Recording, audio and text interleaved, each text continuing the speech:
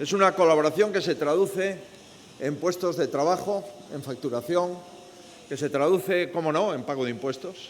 y una facturación que se traduce, sin ninguna duda, en un valor montante de hasta 400 millones para los próximos 23-25. Su destino, como acaba de referir las distintas informaciones, son los principales mares del mundo, las principales potencias del mundo. Alemania, Francia, el Reino Unido, Estados Unidos, en definitiva, las economías más importantes del mundo y aquellas que están a la vanguardia de la energía verde. Estamos, por tanto, acogiendo un acuerdo marco que es una oportunidad para apoyar y seguir apoyando las garantías de trabajo y de prosperidad en una comarca que lo necesita más que en ninguna otra comarca de Galicia. Para hacerlo posible, este consorcio Navantia y Windar pondrá en marcha una fábrica, como refería la ministra, en terrenos de Navantia Fene,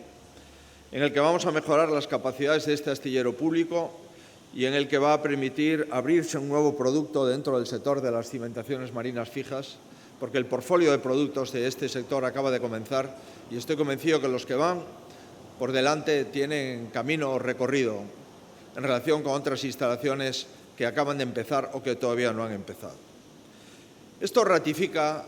la confianza en la industria gallega, ratifica la confianza en la productividad de nuestros trabajadores,